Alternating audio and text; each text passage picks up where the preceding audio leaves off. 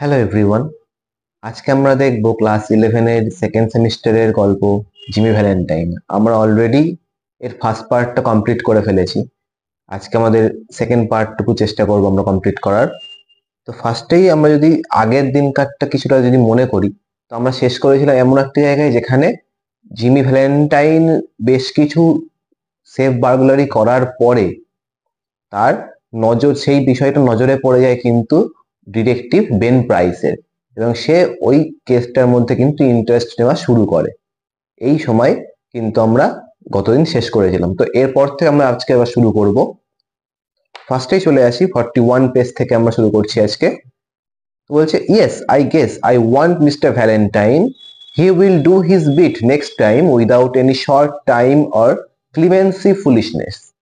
তো বলছে দেখো যে yes I guess I want mister Valentine, এই কথাটি বলছে কে? Ben price. বলছে হ্যাঁ, আমি নিশ্চিত যে ওই সাক্ষ্য প্রমাণগুলো, তার কাজের ধরনগুলো, সেলফ বার্গলারির ধরনগুলো দেখে সে কিন্তু এটা নিশ্চিত হচ্ছে যে এই কাজটা অলরেডি কার? জিমি ভ্যালেন্টাইনের করা। তো সেই অর্থে তিনি কি বলছেন, যে বেন প্রাইস বলছে যে yes I guess I want mister Valentine, মানে আমার নিশ্চিতে বলতে পারি কি যে আমি মিস্টার ভ্যালেন্টাইনকে চাই, অর্থাৎ তাকে ধরতে চাই। He will do his bit next time without any short time or clemency foolishness. তো বলছে দেখো, he will do his bit, এখানে ডু হিজ বিট বলতে তার কিন্তু সাজা পাওয়ার কথাটা বলা হচ্ছে, যে গতবারে সাজা পেয়েছিল কিন্তু সেটা অলরেডি কি কমে গেছিল, তাকে ক্ষমা প্রার্থনা করে দেওয়া হয়েছিল। কিন্তু এখানে বলছে কি যে he will do his bit next time, অর্থাৎ সে পরবর্তীবার যখন জেলে যাবে অর্থাৎ সাজা পাবে, তখন কিন্তু তাকে তার পুরো কর্মটা মানে পুরো ফলটা কিন্তু ভোগ করতে, সাজাটা কিন্তু তাকে ভোগ করতে হবে without any short time or clemency foolishness. Clemency মানে আমরা বলতে পারছি এখানে কিন্তু ক্ষমা করে দেওয়া, অর্থাৎ যে এই গতবার যে ক্ষমাটা করে দেওয়া হয়েছিল বা শর্ট টাইম তার করে দেওয়া হয়েছিল, সেই রকমের কোন রকম বোকামি কিন্তু এবার আর করা হবে না। Ben Price knew Jimmy's habits, Ben Price জিমির যে স্বভাব সেটা কিন্তু খুবই ভালোভাবে জানতো। He had learned them while working on the Springfield case, সে সেগুলো জানতে পেরেছিল কখন? যখন সে ওই স্প্রিংফিল্ড কাণ্ডে, যে কাণ্ড থেকে জিমি ভ্যালেন্টাইনকে ধরা হয়েছিল প্রাথমিকভাবে, সেই কাণ্ডে যখন সে কাজ করেছিল, তদন্ত করছিল, সেই সময় কিন্তু সে বেন প্রাইস জিমি ভ্যালেন্টাইনের অভ্যাসগুলি সম্পর্কে জানতে পেরেছিল। Long jumps, quick getaways, no confederates, and a taste for good society. These ways had helped Mr. Valentine to become noted as a successful dodger of retribution. তো বলছে দেখো যে তার যে কোয়ালিটিস গুলো বলা হচ্ছে, লং জাম্পস, তার খুব লম্বা লম্বা জাম্প দেওয়ার তার ক্ষমতা রয়েছে, সেটাও একটা তার কোয়ালিটি। কুইক গেট অ্যাওয়েজ, অর্থাৎ যে লম্বা জাম্প দিতে পারে, যে অ্যাজাইল হয়, সে অ্যাথলেটিক হয়, যে সে কিন্তু খুব তাড়াতাড়ি এক জায়গা থেকে অন্য জায়গায় পালিয়ে যেতে পারবে, তো সে পালিয়ে যাওয়ারও কিন্তু তার মধ্যে একটা গুণ ছিল। নো কনফিডারেটস,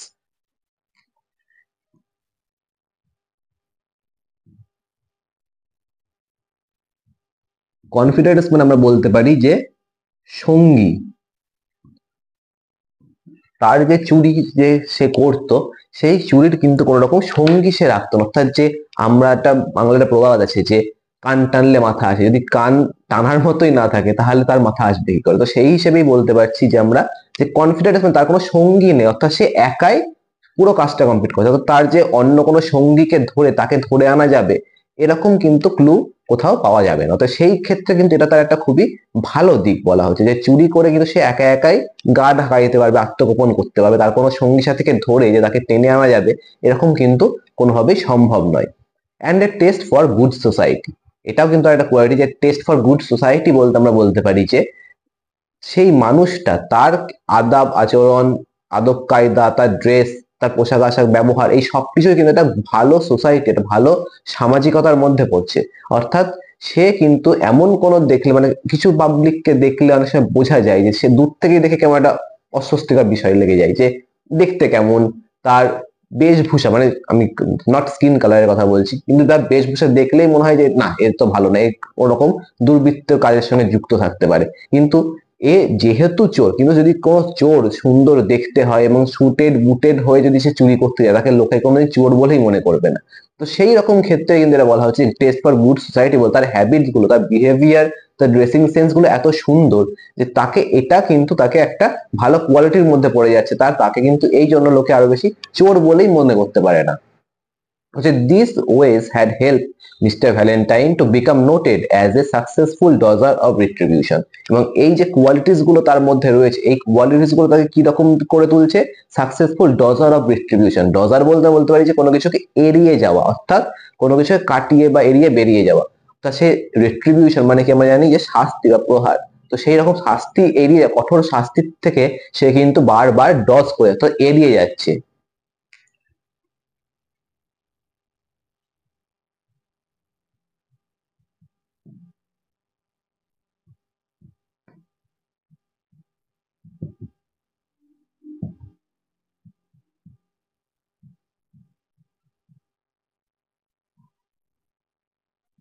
অর্থাৎ এই কোয়ালিটিস গুলো যে তার মধ্যে রয়েছে, সেই কোয়ালিটিস গুলোর দ্বারা কিন্তু সে খুব ভালোভাবে এই কঠোর শাস্তির যে ব্যাপারটা রয়েছে চুরির জন্য, সেইগুলো কিন্তু খুব ভালোভাবে সে ডজ করতে, সে খুব ভালোভাবে সেগুলোকে এড়িয়ে চলে যেতে পারে। It was given out that Ben Price had taken up the trail of the elusive cracksman, and other people with burglar-proof safes felt more at ease. তো বলছে দেখো যে ইট ওয়াজ গিভেন আউট, এটা খুবই গিভেন আউট মানে এখানে কিন্তু প্রচার করে ফেলা হয়েছিল বলতে পারি আমরা, যে এই ঘটনাটা খুব ভালোভাবে প্রচার করা হয়েছিল যে Ben Price had taken up the trail. Ben Price এই সূত্রগুলো অর্থাৎ এই পথগুলো কিন্তু অনুসরণ, অর্থাৎ পথ অনুসরণ করা বলতে যে ক্লু গুলো এই যে বাগলার ছেড়ে যাচ্ছে অর্থাৎ তদন্তের জন্য, সেই তদন্ত পথ ধরছে কে? বেন প্রাইসের মতো একজন নামী ডিটেকটিভ। তো এই বেন প্রাইস যে এই কেসের মধ্যে অন্তর্ভুক্ত হয়েছেন, সেই ঘটনাটা কিন্তু মানে সেই কথাটা কিন্তু লোকসমাজে প্রচার করিয়ে দেওয়া হচ্ছে। অফ দ্যাট ইলিউসিভ ক্র্যাকসম্যান, যাকে ধরা যায় না এখন, ইলিউসিভ মানে বলতে পারি যাকে খুবই ধরা কঠিন, সেই কঠোর যে জিনিসটাকে পাওয়ার জন্য কিন্তু বেন প্রাইস কাজে লেগেছেন, এই কথাটা যখন প্রচার করে দেওয়া হচ্ছে। And other people with burglar proof safes felt more at ease. তাতে কি, তাতে যারা সাধারণ জনগণ রয়েছে, যাদের সেফস গুলো রয়েছে, ঠিক আছে, সিন্দুক রয়েছে যাদের কাছে, তারা ফিল করছে কি, তারা মোর অ্যাট ইজ ফিল করছে, তো তারা খুব একটুখানি স্বস্তি বোধ করছে আমরা বলতে পারি। So one afternoon, Jimmy Valentine and his suitcase climbed out of the mail hack in Elmore, a little town 5 miles off the railroad down the blackjack country of Arkansas. বলছে দেখো one afternoon, একদিন বিকেল বেলা, Jimmy Valentine climbed out of the mail hack, অর্থাৎ Jimmy Valentine climbed out মানে কি নেমে আসছে একটা মেল হ্যাক। মেল হ্যাক বলতে আমরা বলতে যেখানে আগেকার দিনে তো টেলিফোন তখন ছিল না, সেই হিসেব করে মোবাইল টোবাইল তো দূরস্থ, তো সেই রকম সময়ে কিন্তু মেল হ্যাক বলতে আমরা ডাক ব্যবস্থার কথা বলা হচ্ছে, যে মেল করা হতো মানে কি ডাক ব্যবস্থা, ডাক ব্যবস্থার যে ট্রেন গুলো করা হতো, যে ট্রেনে করে ডাক ব্যবস্থা চিঠিগুলো যেত, সেই রকম একটা ট্রেন থেকে কে নামছে? জিমি ভ্যালেন্টাইন তার সুটকেস নিয়ে নামছে ইন এলমোর, এলমোর নামক একটা শহরে, যেটা 5 miles of the railroad down in the blackjack country of Arkansas. আরকানসাসের ব্ল্যাকজ্যাক কান্ট্রিতে কিন্তু এই পাশে তার থেকে 5 মাইল দূরে যে শহরটা রয়েছে এলমোর, সেই শহরে কিন্তু সে গিয়ে প্রবেশ করেছে, সে নামছে।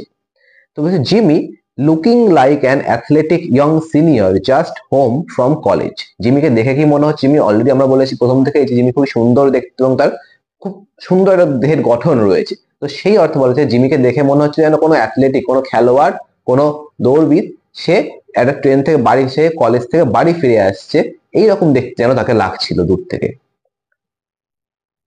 went down the broad sidewalk towards the hotel, সে নেমে কোন দিকে যাচ্ছে? সে পাশের যে ফুটপাথ রয়েছে, সেই ফুটপাথ ধরে একটা হোটেলের দিকে চলে যাচ্ছে।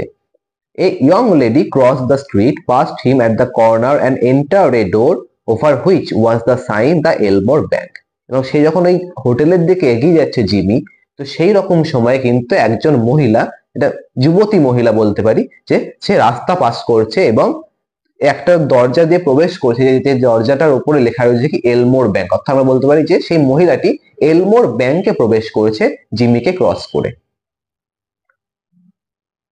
Jimmy Valentine looked into her eyes, forgot what he was and became another man. Jimmy যেই ওই মহিলার চোখের দিকে তাকিয়ে, সে যেন সবকিছু অলরেডি ভুলে গেছে। তার মধ্যে একটা কিন্তু ভালোবাসার, লাভ এট ফার্স্ট সাইট, এই ধরনের একটা কিন্তু অনুভূতি তার মধ্যে জেগে উঠছে, মানে সে ভুলে যাচ্ছে সে কোথায় রয়েছে এবং সে অ্যাকচুয়ালি কোন মানুষ, সে যে একটা চোর, সেই জিনিসটা কিন্তু সে অলরেডি ভুলে গেছে এবং সে নিজে একটা অন্য মানুষের মধ্যে রূপান্তরিত হয়ে যাচ্ছে। সে এতটাই সে ভালোবেসে ফেলেছে সেই প্রথম দেখাতেই, যে তার মধ্যে এই অনুভূতিগুলো যেন কাজ করছে খুব সুন্দরভাবে। She lowered her eyes and colored slightly. তো বলছে দেখো সি লোয়ার, এবার যে জিমি খুবই সুন্দর দেখতে আমরা প্রথমেই জানি। তো জিমি যখন ওই দেখলো ওই মহিলার দিকে, তখন সে মহিলাটা কিন্তু তাকে দেখে একটু লজ্জা পেল এবং তার কালার স্লাইটলি বলতে পারি যে আমরা, সে লজ্জা পেয়ে আমরা যে বলি যে লজ্জায় লাল হয়ে যায়, তো সেরকম তার কালার স্লাইটলি মানে কি কিন্তু স্যার লজ্জা পাওয়ার কথা বোঝানো হচ্ছে খুব। সে একটু চোখটা নামিয়ে নিল, একটু হালকা লজ্জা পেলো, ব্লাশ করলো। Young men of Jimmy style and looks were scarce in Elmore. তো বলছে দেখো স্কার্স মানে আমরা কি জানি অভাব। তো বলছে যে এইরকম ইয়ং মেন যুবক যারা রয়েছে এলমোরের যুবকদের মধ্যে কিন্তু এরকম তারুণ্যতা, এরকম একটা স্টাইল সেন্স কিন্তু খুবই স্কার্স, এর অভাব দেখা যায় খুব, মানে সেরকম যুবক কিন্তু এলমোরে পাওয়া যায় না যেরকম জিমি যেরকম দেখতে লাগছিল। Jimmy collared a boy that was loafing on the steps of the bank as if he were one of the stockholders and began to ask him questions about the town, feeding him dimes at interval. তো বলছে Jimmy যখনই এই মহিলাটিকে দেখলে বা কাউকে দেখলে, রাস্তাঘাটে যদি কাউকে দেখে, আমরা চেষ্টা করি কি, যে কোনো কেউই বলতে পারি, চেষ্টা করি কি তার সম্পর্কে আরো কিছু জানার অভিজ্ঞতা, জানার ইচ্ছে জাগে আমাদের মধ্যে। তো সেই জানার জন্য জিমি কি করলো, জিমি একটা ছেলের কলার চেপে ধরলো যে ওই ব্যাংকের স্টেপস, ব্যাংকের যে প্রবেশ করার যে সিঁড়িগুলো রয়েছে সেখানে যেমন লোফ করে গেছে, অর্থাৎ সেখানে অলসভাবে চলাফেরা করছে, তাকে একটু জিমি পাকড়াও করলো তার কাছ থেকে কিছু ইনফরমেশন জানার জন্য।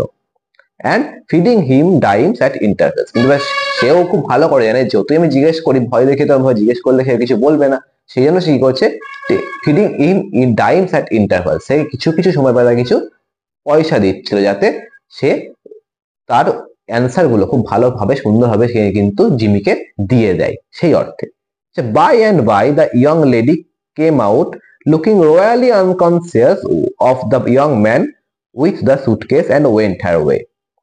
তো বলছে দেখো, এবং তারপরে সে যখন অলরেডি ওই ছেলেটির সঙ্গে কথা বলছে জিমি, তারপরে বেশ কিছুটা সময় পরে মহিলাটি কিন্তু ব্যাংক থেকে বেরিয়ে আসলো এবং ওয়াজ রয়্যালি আনকনসিয়াস, মানে কিন্তু সে কোনোভাবেই তার দিকে পাত্তাই দেয়নি, মানে খুবই অন্যমনস্ক হবে কিন্তু সে নিজের সবকিছুকে ইগনোর করে, যে ওই ছেলেটি রয়েছে স্টেপের উপরে, সেই সবকিছুকে রয়্যালি ইগনোর করে কিন্তু সে নিজের পথেই চলে গেল আবার।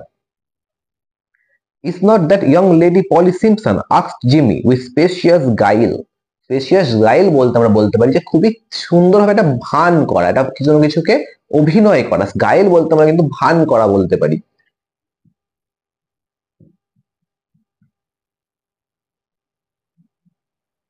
অর্থাৎ জিমি যে প্রথম থেকেই একটা সুন্দর অভিনয় ছিল, আমরা বহুবার দেখতে পেয়েছি এই গল্পের মধ্যে। তো জিমি কি করছে, আমরা দেখো কোনো কারোর পরিচয় জানার হয়, অচেনা কোনো ব্যক্তি পরিচয়, অচেনা কোনো লোকের কাছ থেকে জানতে হয়, আমরা কিন্তু চেষ্টা করি ওই লোকটা একটা অন্য কোনো নাম দিয়ে জাস্ট তাকে বলে দেওয়া যে হ্যাঁ এই লোকটাই সেটা, তাহলে কি তার কাছ থেকে আসল পরিচয়টা যে জেনে থাকে তাহলে কিন্তু সে আমাদেরকে জানিয়ে দিতে পারে। অতএব জিমি কিন্তু এই ট্যাকটিক্সটাই করছে, দেখো যে জিমি কিন্তু বলছে is not the young lady Polly Simpson, উনি কি পলি সিমসন নয়? অ্যাকচুয়ালি জিমি জানেও না উনিকে, কিন্তু জিমি জাস্ট একটা হাওয়ায় তীর মারছে যে উনি কি পলি সিমসন নয়। অতএব যেহেতু যদি এই কথাটি শোনে ওই ছেলেটি, সে কি বলবে আসল পরিচয় কি, সে সেটা কিন্তু তখন বলে দিতে পারবে জিমিকে। সেই জন্য জিমি কিন্তু খুবই ভান করে একটা সুন্দর ছলনা করে কিন্তু তার কাছ থেকে এই কোশ্চেনটা জিজ্ঞেস করছে, ওই মহিলাটা কি পলি সিমসন নয় না। Said the boy she's Annabel Adams. এবার সেই যে ভনিতা করে জিমি বললো, তার উত্তরে কি বলছে, না না ওটা কে, ওটা হচ্ছে অ্যানাবেল অ্যাডামস, ওটা পলি সিমসন, ওটা অ্যানাবেল অ্যাডামস। অলরেডি সে আসল পরিচয়টা তাকে বলে দিল। হার পা ওনস দিস ব্যাংক, এখানে পা বলতে কিন্তু তার ফাদারের কথা বলা হচ্ছে ছোট করেই, এখন জেনজি চলে এসেছে তোমাদের, অতএব তার ছোট ছোট জিনিসপত্র গুলো কিন্তু এখন পা থেকে, পা অ্যাকচুয়ালি পাপা অর্থাৎ ফাদারের কথাই বলছে। সে বলছে হার পা ওনস দিস ব্যাংক, তার বাবা কিন্তু এই ব্যাংকের মালিক। Why would you come to Elmore for, is that a gold watch chain? সে আরো কি জিজ্ঞেস করছে, এবার এই ছেলেটি যাকে জিজ্ঞেস করেছিল জিমি, সে এবার জিমিকে কোশ্চেন করছে যে তুমি এলমোরে কেন এসছো? আচ্ছা ওই হাতে কি ওটা কি সোনার চেন দেওয়া ঘড়ি? ওকে, একটা সুন্দর যে চেন ঘড়িটা পড়েছিল সে সেই দিকে তাকিয়ে বলছে এটা কি সোনার চেন দেওয়া ঘড়ি? I am I am going to get a bulldog. Got any more rhymes? এবার সে আরো কি বলছে, আমি একটা বুলডগ কিনতে যাচ্ছি, আর কিছু পয়সা হবে? অর্থাৎ সে কিন্তু দেখছে, যখনই দেখছে ছেলেটি যে ওর হাতে একটা সোনার চেন দেওয়া ঘড়ি রয়েছে জিমির হাতে, সে বুঝতে পারছে কি তার হাতে কিন্তু অনেক টাকা পয়সা আছে। তো সেই অর্থে সে বলছে যে আমি একটা বুলডগ কিনতে যাচ্ছি, তোমার কাছে কি আরো কিছু খুচরো হবে, তাহলে আরো কিছু জিজ্ঞেস করার থাকলে তুমি করে ফেলতে পারো, তাহলে সেখান থেকে আমি কিছুটা আর্নিং করে ফেলতে পারবো সহজেই। Jimmy went to the Planters Hotel, এই সবকিছু মিটিয়ে দিয়ে জিমি কি করে, Jimmy went to Planters Hotel, registered as Ralph D Spencer and engaged to. Jimmy চলে যাচ্ছে প্ল্যান্টার্স হোটেলে এবং সেখানে গিয়ে রাল্ফ ডিসপেন্সার নামে একটা ছদ্ম পরিচয় তৈরি করছে এবং সেই নামে কিন্তু সে একটা ঘর বুক করছে, সেটা ঘরে তার একটা ভাড়া নিচ্ছে তার ঘর। He leaned on the desk and declared his platform to the clerk. Lean করা মানে আমরা জানি কোনো কিছু হেলে যাওয়া, অর্থাৎ সে যে ডেস্কটা রয়েছে সেই ডেস্কের উপর একটু হেলে গিয়ে তার যে কাজের প্ল্যাটফর্ম, সে কি বৃত্তান্তে কাজ করে তার সম্পর্কে ডিটেলসটা কিন্তু সে ওই ক্লার্কটিকে বলে দিচ্ছে।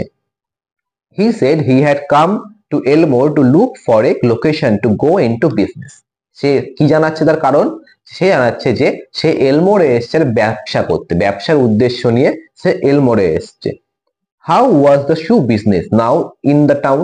সে এবার ওই ক্লার্কটিকে জিজ্ঞেস করছে জিমি যে এখন এই জুতোর ব্যবসাটা এই শহরে কেমন চলছে। He had thought of the shoe business, was there an opening. তো বলছে সে এই শু বিজনেসটা করারই কথা ভেবেছে এবং সেখানে কি কোনো রকম সুযোগ আছে, ওপেনিং বলতে এখানে কিন্তু বলতে পারি যে সেখানে কোনো সুযোগ আছে কিনা, যে অপরচুনিটি আছে কিনা সেই অর্থে। তো বলছে the clerk was impressed by the clothes and manner of Jimmy.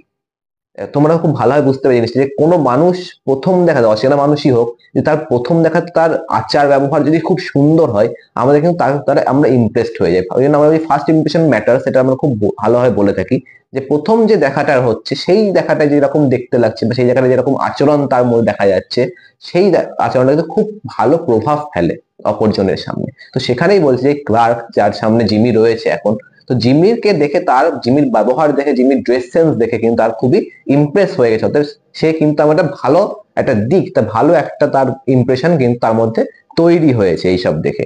বলছে he himself was something of a pattern of fashion to the thinly gilded youth of Elmore, but now he perceived his shortcomings. আচ্ছা, perceive, perceive মানে বলতে পারি যে আমরা কোনো কিছু অনুধাবন করা বা মনে হওয়া বা বুঝতে পারা।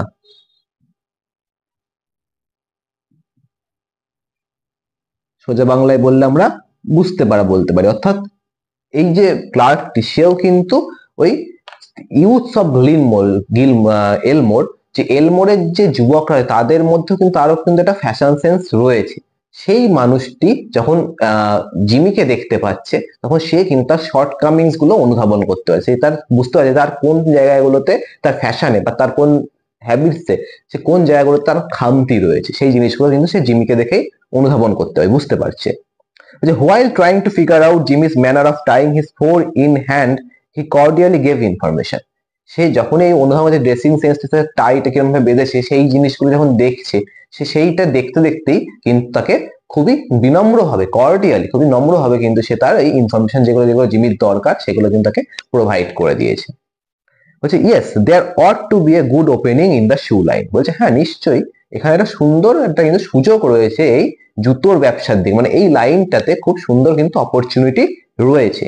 দেয়ার was not an exclusive shoe store in place. Exclusive shoe store বলতে আমরা বলতে পারি যে যে দোকানে বা যে জায়গায় শুধুমাত্র শু পাওয়া যায়, অর্থাৎ মানে জুতোর দোকান বলতে আমরা যেটুকু বুঝি সে মানে এখানে কিন্তু কোনো বিশেষত জুতোর দোকান নেই, অর্থাৎ মানে জুতোর দোকান আছে, জুতো বিক্রি হয় অন্য দোকানে, মানে অন্য কিছুর সাথে জেনারেল স্টোর যেটাকে আমরা বলি। তো বলছে দেখো the dry goods and general store handle then, যে জেনারেল স্টোর বা ড্রাই গুডস এর যে দোকান রয়েছে তারাই কিন্তু জুতোর দিকটাও হ্যান্ডেল করে, জুতোর দিকটা কিন্তু তারা নিয়ন্ত্রণ করে। অর্থাৎ স্পেসিফিক্যালি যে জুতোর দোকানগুলো হয় যার মধ্যে শুধু জুতোই পাওয়া যায়, বাটা বলো, অজন্তা বলো, খাদিমস বলো, তো সেই রকম কোনো স্পেসিফিক অর্ডারে কোনো স্পেসিফিক কিন্তু জুতোর দোকান এখানে কিন্তু দেখা যায় না এই শহরে। সেই অর্থে সেই ক্লার্কটি বলছে যেখানে কোনো এক্সক্লুসিভ শু স্টোর নেই, এই জেনারেল স্টোর যারা চালায় তারাই কিন্তু এই দিকটা দেখে এবং তাদের কাছে এই জিনিসগুলো কম বেশি পাওয়া যায় ভালো করে। বলছে business in all lines were fairly good. বলছে বিজনেস এই দিকটাতে কিন্তু খুবই ভালো একটা সুযোগ রয়েছে, খুব ভালো হবে। Hope Mister Spencer would decide to locate in Elmore. আশা করি মিস্টার স্পেন্সার যে রাল্ফ ডি স্পেন্সার যে ছদ্ম পরিচয়টা এখন জিমি ভ্যালেন্টাইন নিয়েছে, সেই মানুষটির কথা বলছে, সেই স্পেন্সার কিন্তু এই জায়গায় বাসস্থান করতে চাইবেন, এইটা উনি আশা করছেন, এই ক্লার্কটি আশা করছে। He would find it pleasant town to live in and the people very sociable. বলছে এখানে কিন্তু তিনি খুব আরামে, খুবই সন্তোষজনক ভাবে কিন্তু এখানে বাস করতে পারেন, এবং এখানকার যে মানুষজন, এই এলমোরের যে মানুষজন রয়েছে তারাও কিন্তু খুবই সামাজিক বা আন্তরিক বলতে পারি, আমরা শুধু সামাজিক নয়, আমরা আন্তরিক হিসেবে বলতে পারি, তারা খুবই আন্তরিক ভাবে তোমাকে গ্রহণ করে নেবে, এই কথাটাই কিন্তু তিনি বলছেন। যে mister Spencer thought he would stop over in the town a few days and look over the situation. Spencer কি ঠিক করলেন, অর্থাৎ জিমি কি ঠিক করলো, যে সে কিন্তু এই টাউনে কিছুদিন অপেক্ষা করবে, কিছুদিন স্থায়ী হবে এবং সেখানকার সিচুয়েশনটা, পরিস্থিতিটা বোঝার চেষ্টা করবে।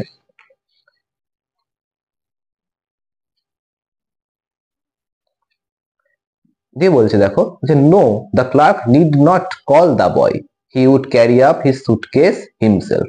বলছে না, ক্লার্ককে সে বলছে, জিমি কি বলছে যে না, কোনো বয়কে ডাকা, মানে কোনো কুলিকে বা কোনো বহনকারীকে ডাকার কোনো দরকার নেই, আমি নিজেই নিজের সুটকেসটা বহন করে নিয়ে যেতে পারবো।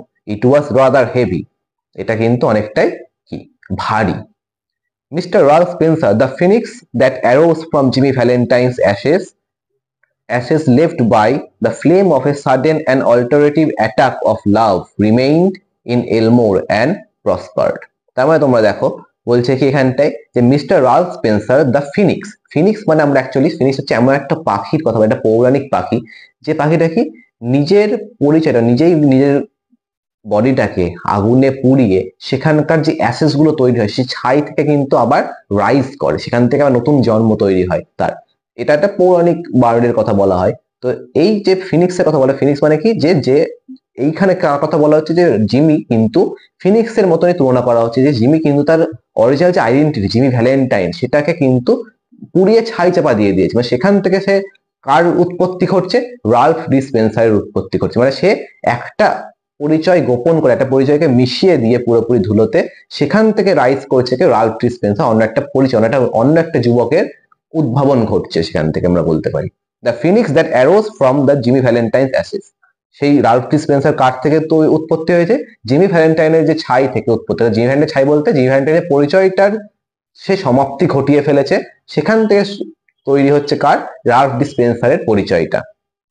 এবং তার সাথে দেখো বলছে ashes left by the flame of a sudden and alternative attack of love remained in Elmore and prosper. এবং তা এই অ্যাশেসটা কার ফলে তৈরি হয়েছে, তার যে হঠাৎ করে সাডেন, হঠাৎ করে দেখা যায়, হঠাৎ করে ভালোবাসা সৃষ্টি হয়েছে এই এলমোর শহরে, সেই ভালোবাসার দ্বারা কিন্তু তার এই অ্যাসেসটা, সেই ভালোবাসার আগুনে পুড়ে সে কিন্তু নতুন একটা মানুষে পরিণত হয়েছে, এই কথাটা কিন্তু এখানে বলা হচ্ছে।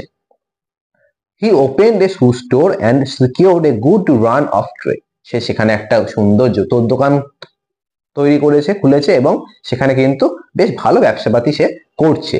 Socially he was also a success and made many friend.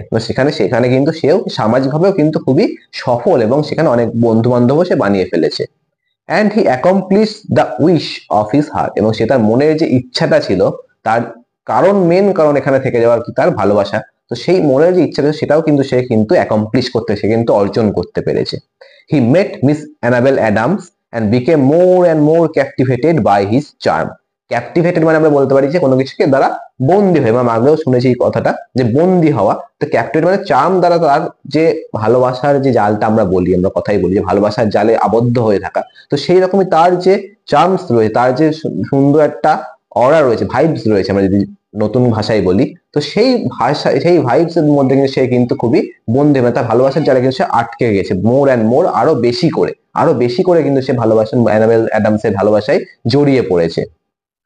At the end of a year, the situation of Mr. Ralph Spencer was this: he had won the respect of the community, his shoe store was flourishing, and he and Annabelle were engaged to be married in 2 weeks.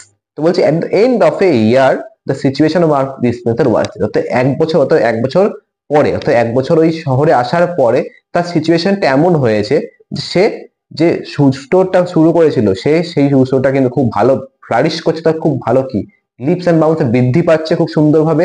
He had won the respect of the community, সে এই যে community অর্থাৎ সমাজের কাছে কিন্তু সে একটা শ্রদ্ধা, সে কিন্তু সম্মান অর্জন করে নিয়েছে, এবং তার যে ভালোবাসা অ্যানাবেল অ্যাডামস, তার সাথে কিন্তু তার এঙ্গেজমেন্ট হয়ে গেছে এবং তারা কিন্তু 2 সপ্তাহের মধ্যে বিয়ে করবে, এটাও কিন্তু স্থির হয়ে গেছে। অর্থাৎ সে যে জিনিসগুলো চেয়েছিল এই শহরে এসে, সেই জিনিসটার কিন্তু তার অ্যাকমপ্লিশমেন্ট দেখা যাচ্ছে এখানে।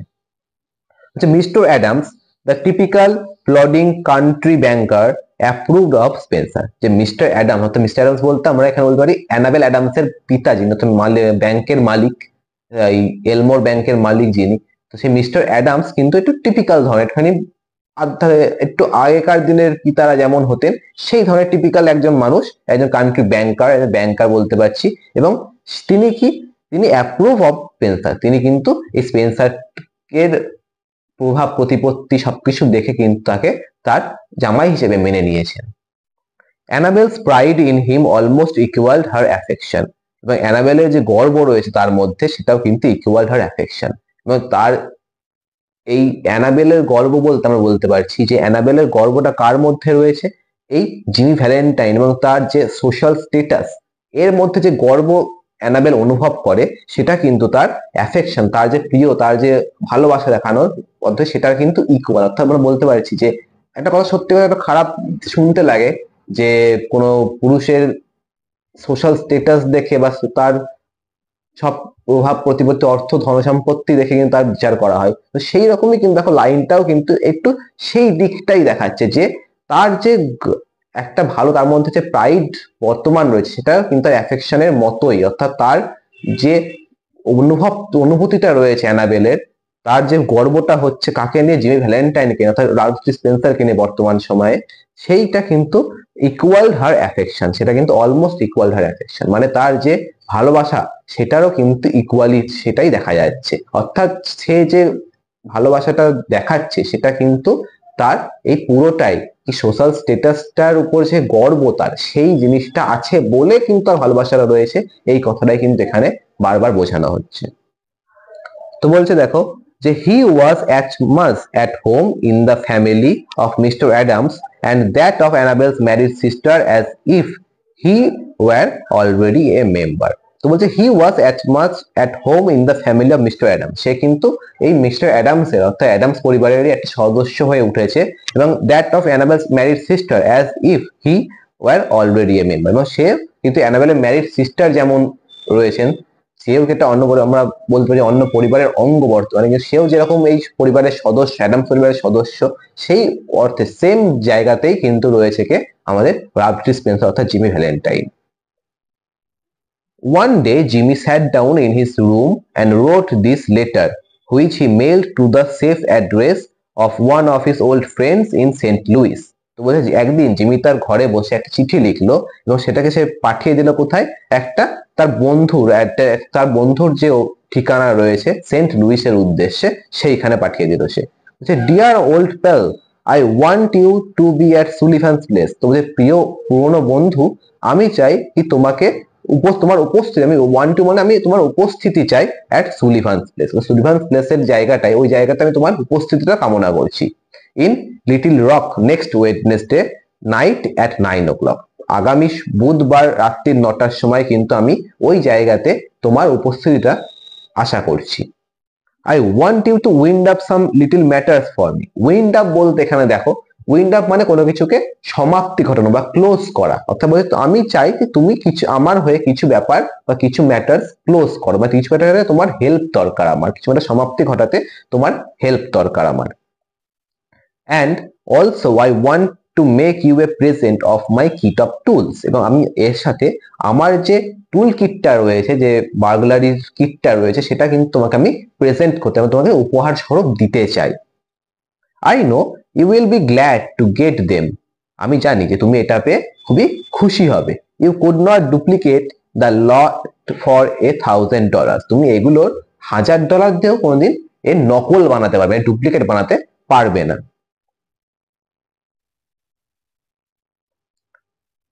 Seely say Billy, I have quit the old business a year ago, বলতে পারো বিলি যে আমি এই ওল্ড বিজনেস, অর্থাৎ পুরনো চুরির বিজনেসটা রয়েছে, সেটাই আমি 1 বছর আগে ছেড়ে দিয়েছি। I have got a nice store, আমরা একটা সুন্দর দোকান শপ খুলেছি। I am making an honest living, আমি মানে সৎ পথে যে জীবনযাপন করছি। and I am going to marry the finest girl on earth in 2 weeks from now. আমি 2 সপ্তাহের মধ্যে পৃথিবীর সবথেকে সুন্দর মহিলাকে বিবাহ করতে যাচ্ছি। It is the only life বিলি দ্য স্ট্রেট ওয়ান। বলছে বিলি, আরে বন্ধুর নাম সে হচ্ছে বিলি, সে বলছে বিলি এইটাই হচ্ছে একমাত্র লাইফ, সেই সোজা সাপটা লাইফ, এই সহজ ভাবে সৎ পথে চলাটাই কিন্তু আসল জীবন। I would not touch a dollar of another man's money now for a million. আমি অন্য কারোর 1 টাকাও স্পর্শ করতে চাই না, কোনো কোটি লাখ লাখ কোটি কোটি টাকার জন্য কিন্তু তার 1 টাকাও স্পর্শ করতে চাই না। After I get married, I am going to sell out and go west. আমি বিবাহের পরে কি করবো, আমি এদিকে সবকিছু পাট চুকিয়ে দিয়ে আমি ওয়েস্টের দিকে চলে যাব, where there won't be so much danger of having old scores brought up against me. যেখানে এতটা বিপদ হবে না, যে পুরনো ওল্ড স্কোর বলতে যে পুরনো যে তার পাপের কাজগুলো রয়েছে, তার চুরি বিদ্যাগুলো রয়েছে, সেই ওল্ড স্কোর বলতে কিন্তু তার পুরনো কাজের যে ফরমান, সেই কাজের তার বিরুদ্ধে, সেই কাজের সাজাটা তার বিরুদ্ধে আর আনা যাবে না, যাতে সেই হিসেব করে সে বলছে আমি এই সেখানে কিন্তু এই সবকিছুর এই পুরোনো জিনিসপত্র সামনে চলে আসার কিন্তু ভয় আর আমার থাকবে না এতটা। I tell you Billy, she is an angel. আমি তোমাকে বলতে পারি বিলি যে সে একজন পরী। শি বিলিভস ইন মি, সে আমাকে বিশ্বাস করে। And I would not do another crooked thing for the whole world. আমি এরকম কোনো খারাপ, ক্রুকড বলতে আমরা এখানে বলতে পারি যে খারাপ অর্থাৎ দুর্বৃত্তি সম্পন্ন কাজ আমি কিন্তু আর কোনোদিনই করবো না এই পৃথিবীর জন্য। Be sure to be at Sully's for I must see you. বলছে তুমি তাহলে অবশ্যই কিন্তু এই সুলিস জায়গাতে, সুলিস প্লেস, সুলেভান্স প্লেসে চলে এসো, আমি তোমাকে দেখা করাটা খুবই প্রয়োজন, দেখা হবে সেখানে। I shall bring along the tool with me. আমি আমার সাথে আমার এই টুল কিটটাও নিয়ে আসবো। Your old friend জিমি, তোমার পুরনো বন্ধু জিমি। এখানে তোমাদের জায়গা বাঁচানোর জন্য অ্যাকচুয়ালি লেটারের ফরম্যাটটা কিন্তু একটুখানি প্যারাগ্রাফ ওয়াইজ হয়ে গেছে, সেটা অ্যাকচুয়ালি নয়। এটা কিন্তু যে ওল্ড ফ্রেন্ড জিমি, এটা কিন্তু অ্যাকচুয়ালি তার নিচের যে লেখাটা হয়, যে আমরা তোমার ইতি লিখি, সেই নিচের লেখাটাই ইয়োর ফ্রেন্ড জিমি, এটা কিন্তু লেটার আকারে সে পাঠিয়েছিল এবং শুরু হয়েছিল কোথায়, ডিয়ার ওল্ড প্যাল দিয়ে শুরু হয়েছিল। এটা কিন্তু লেটার ফরম্যাটেই অ্যাকচুয়ালি অরিজিনালি ছিল, সেটাকে তোমাদের অলরেডি একটা বইয়ের জায়গা বাঁচানোর জন্য একটা ছোট্ট একটা ফরম্যাট নিয়ে চলে এসেছে। যাই হোক, সেটা বড় জিনিস না। তোমাদের এই ইয়োর ওল্ড ফ্রেন্ড জিমি, এটা কিন্তু এটা দিয়ে কিন্তু এই লেটারের জায়গাটা কিন্তু শেষ হচ্ছে। তারপরে বলছে দেখো, on the Monday night after Jimmy wrote this letter, Ben Price jogged unobtrusively into Elmore in a livery buggy. তো বলছে দেখো যে on Monday night after Jimmy wrote this letter, জিমির এই লেটারটা লেখার পরে যে সোমবার রাত্রি রয়েছে সেখানে Ben Price jogged unobtrusively into Elmore. Ben Price jogged মানে আমরা বলতে পারি এখানে সে বেন প্রাইস কিন্তু জগিং এর ওই জগ না, বেন প্রাইস একটু সে কিসে করে যাচ্ছে, সে এলমোরে প্রবেশ করছে নিয়ে লিভারি বাগি। বাগি বলতে বোঝায় যে ঘোড়ায় টানা যে গাড়িগুলো হয় সেগুলো হচ্ছে অ্যাকচুয়ালি বাগি বলা হয়, এবং লিভারি বাগি বলতে মানে লিভারি বলতে যেখানকার যে গাড়ির চালক রয়েছেন তিনি একটা কিন্তু বিশেষ পোশাক পরিহিত রয়েছেন, তো সেই পোশাক পরিহিত চালককে, গাড়োয়ানকেই বলা হয় হচ্ছে লিভারি। সেই চালাচ্ছে বাগিটা, সেই অর্থে বলা হচ্ছে যে ওই ধরনের একটা বাগি তৈরি, ওই ধরনের একটা ঘোড়ার গাড়িতে যেখানে একটা সুন্দর পোশাক পরিহিত, এটা ড্রেস পরিহিত, নর্মালি একটা ড্রেস হয় যে ড্রেস পরে চালকরা গাড়ি চালাচ্ছে, সেই রকমের ড্রেস পরিহিত একটা ঘোড়ার গাড়িতে করে কিন্তু একটু ঝাঁকুনি খেতে খেতে, এখানে জগ বলতে একটু ঝাঁকুনি খেতে খেতে বলতে পারি আমরা, যে সে এরকম জগ করতে করতে কিন্তু সে চলে আসছে কোথায়, বেন প্রাইস এলমোরে কিন্তু প্রবেশ করছে। আনঅবস্ট্রুসিভলি মানে আমরা জানি আনঅবস্ট্রুসিভলি মানে সবারই কিন্তু অগোচরে বলতে, সবাইকে যে সবাই জানতে পারছে, সবাই ওটা লক্ষ্য করছে না যে বেন প্রাইস একজন মহান গোয়েন্দা, সে সবারই অগোচরে কিন্তু এলমোরে প্রবেশ করে যাচ্ছে। He launched about town in his quiet way until he found out what he wanted to know. He launched about মানে একটু অলস ভাবে ঘুরে বেড়ানো বলতে পারি আমরা। তো বলছে he launched about town, সে শহরের মধ্যে একটু অলস ভাবে এদিক ওদিক ঘোরাফেরা করছে, in his quiet way until he find out what he wanted to know, যতক্ষণ না বয়স জানতে পেরেছে সে যেটা জানতে এসছে, অর্থাৎ সে এসছে ওই চুরি বা সেলফ বার্গলারির কেসটা নিয়ে জানা তদন্ত করতে, সেই সম্পর্কে যতক্ষণ না সে ইনফরমেশন পেয়েছে ততক্ষণ সে ওই শহরের মধ্যে ইতস্তত এদিক ওদিক ঘোরাফেরা করেছে। From the drugstore across the street from Spencer's shoe store, he got a look at Raj Spencer. যে স্পেন্সারের যে শু স্টোরটা রয়েছে এই এলমোর শহরে, তার উল্টো দিকে, তার অ্যাক্রস দিকে, তার বিপরীত দিকে কিন্তু একটা ড্রাগ স্টোর অর্থাৎ মেডিকেল স্টোর রয়েছে। সেখান থেকে দাঁড়িয়ে কিন্তু সে লার্ডি স্পেন্সারের দিকে বেন প্রাইস কিন্তু তাকিয়ে দেখছে সেই দিকটাতে। বলছে going to marry the banker's daughter are you Jimmy, সে বেন টু হিমসেলফ সফটলি। মানে সে দাঁড়িয়ে দাঁড়িয়ে দেখতে দেখতে নিজেই নিজেকে যেন বলছে যে একটা ব্যাংকারের মেয়েকে তুমি বিয়ে করতে চলেছো জিমি ভ্যালেন্টাইন। সেই হিসেব করে কিন্তু সে নিজেই নিজেকে যেন বলছে যে জিমি, তুমি নিজে একটা ব্যাংকারের মেয়েকে, একটা ব্যাংকের মালিকের মেয়েকে তুমি বিয়ে করতে চলেছো, তাই না? মানে সে কিন্তু চিন্তা করছে যে গোয়েন্দা হিসেবে যে সে নিশ্চয় কোনো ডাকাতির প্ল্যান আছে এখানে, সেই জন্য সে ব্যাংকারের মেয়েকে কিন্তু বিয়ে করতে চলেছে। এইটা থটটা চলছে কিন্তু বেন প্রাইসের মাথায়। সে কিন্তু ভাবে নিজে সে ভ্যালেন্টাইনের মধ্যে কি প্রেমের ভালোবাসার সম্পর্ক জন্মে গেছে বলে সে এখানে রয়েছে। সে ভাবছে কি যে সে কিন্তু ভ্যালেন্টাইন এখানে রয়েছে ব্যাংকারের দ্বারা, ব্যাংকারের থেকে, ব্যাংকের থেকে চুরি করবে বলে, এবং সেই জন্য তার কোনো অস্ত্র হিসেবে সে ব্যবহার করছে কিন্তু এই অ্যানাবেল অ্যাডামসকে। সেই জন্য সে বিয়ে করতে যাচ্ছে অ্যানাবেল অ্যাডামসকে। এইটা কিন্তু চলছে বেন প্রাইসের মাথায়। বলছে well I don't know, the next morning Jimmy took breakfast at the Adams. আবার অলরেডি কিন্তু বেন প্রাইস আরো কি বলছে যে না আমি জানিও না ঠিক, সত্যি বলা যেতে পারে। এবং পরের সকালে কি দেখা যাচ্ছে যে অ্যাডামসদের কাছে, অ্যাডামসের বাড়িতে বেন সরি জিমি কিন্তু ব্রেকফাস্ট করে। The next morning Jimmy to breakfast at the Adamses, অর্থাৎ অ্যাডামসদের যে বাড়িতে রয়েছে সেখানে কিন্তু পরের দিন সকালে জিমি ব্রেকফাস্ট করছে। He was going to Little Rock that day to order his wedding suit and buy something nice for Annabelle. সে এবার যাচ্ছে কোথায়? ব্রেকফাস্ট করে সে বেরোবে সেই লিটল রকের উদ্দেশ্যে বেরোবে, যেখানে সে দেখা করবে ওই বিলির সঙ্গে, সেই উদ্দেশ্যে বেরোবে। এবং সেখান থেকে কিন্তু সে আর কি করতে যাচ্ছে? অর্ডার হিজ ওয়েডিং স্যুট, সেখানে তার বিয়ের যে ড্রেসটা রয়েছে সেটা কিন্তু সে অর্ডার করতে যাচ্ছে, এবং সেখান থেকে কিছু নাইসলি এনাবেলের জন্য সে কিছু সুন্দর জিনিস সে উপহার দেওয়ার জন্য নিয়ে আসতে চাইছে। That would be the first time he had left town since he came to Elmore. এটাই হবে তার কাছে প্রথম ইনস্ট্যান্স, প্রথম ব্যাপার যে প্রথমবার বাইরে যাওয়ার ঘটনা ঘটছে। যতদিন সে এলমোরে এসছে তারপরে থেকে সে কিন্তু আর বাইরে যায়নি, মানে সেই শহর ছেড়ে কিন্তু আর যায়নি, সেই প্রথমবার শহরের বাইরে বেরোতে যাচ্ছে। It had been more than a year now since those last professional jobs. এখন কি আর এক বছরের বেশি সময় অতিবাহিত হয়ে গেছে লাস্ট জবে সে প্রফেশনালি সে তার কাজগুলো, অর্থাৎ চুরির কাজগুলো করেছিল তার পরবর্তী সময়টাই।